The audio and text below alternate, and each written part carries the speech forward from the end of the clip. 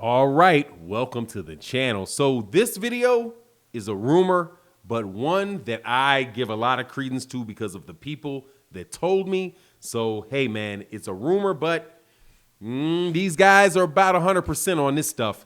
Tyson Fury, forced to face Deontay Wilder, fires trainer after the Joshua fight falls through. The most craziest part of it is the firing of the coach Sugar Hill, which may or may not have happened yet, but I will guarantee you've not seen him in any pictures with Tyson Fury for a while. Let's talk about that in this.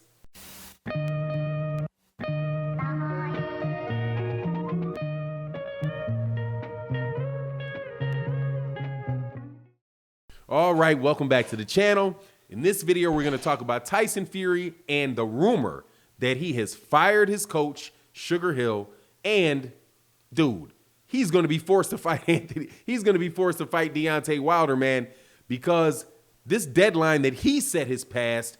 The arbitration is not up yet, and it could go another way, but it is really hard to see it actually doing that. However, let's go through this first. Tyson Fury is the biggest cheater in the history of boxing, just without a doubt, man.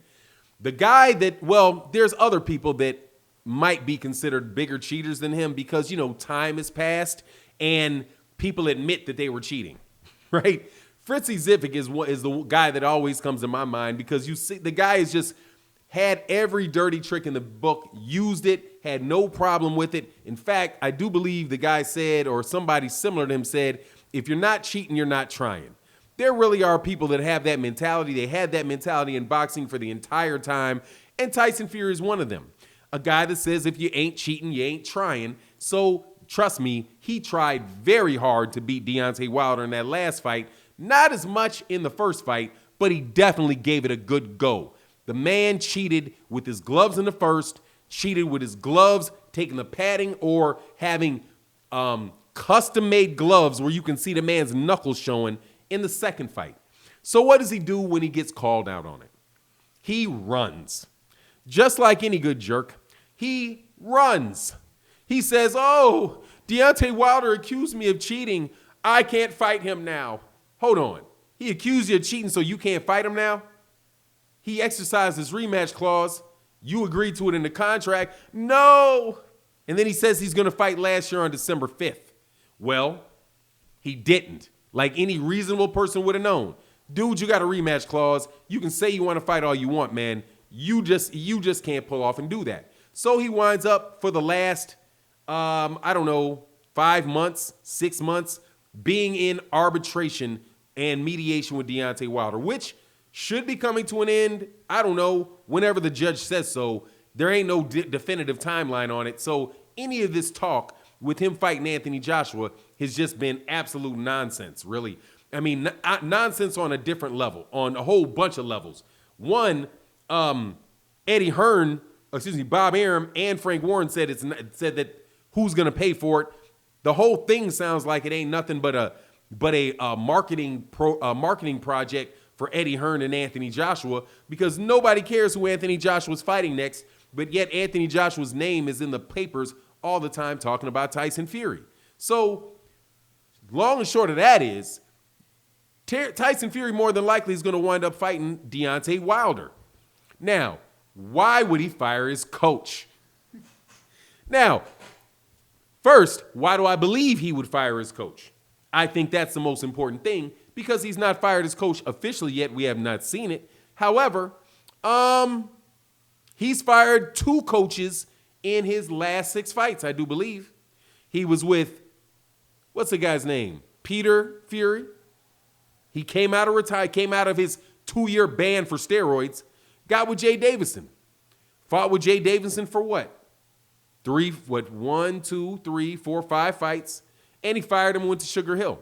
Now, the cheating here, I think, is the important thing. Because Tyson Fury cheated with Peter Fury as his coach. Cheated in the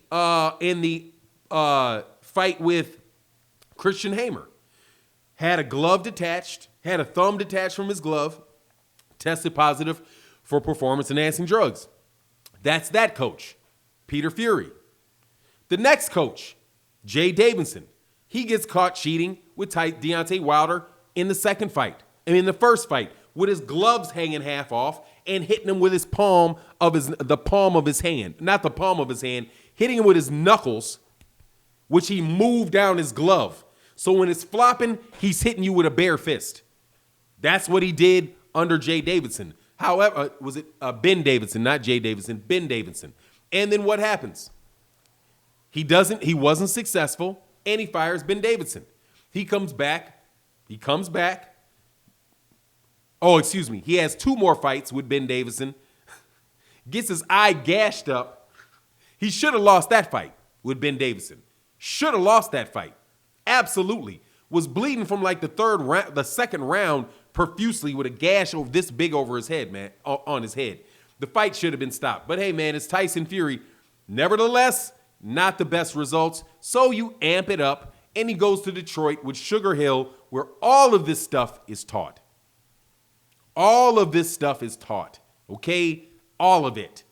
And in fact, that's what Deontay Wilder said when he came out and talked about Tyson Fury's cheating. He said, old school fighters explain to me, this is what he did to you. It's very old school, but this is what they did to you.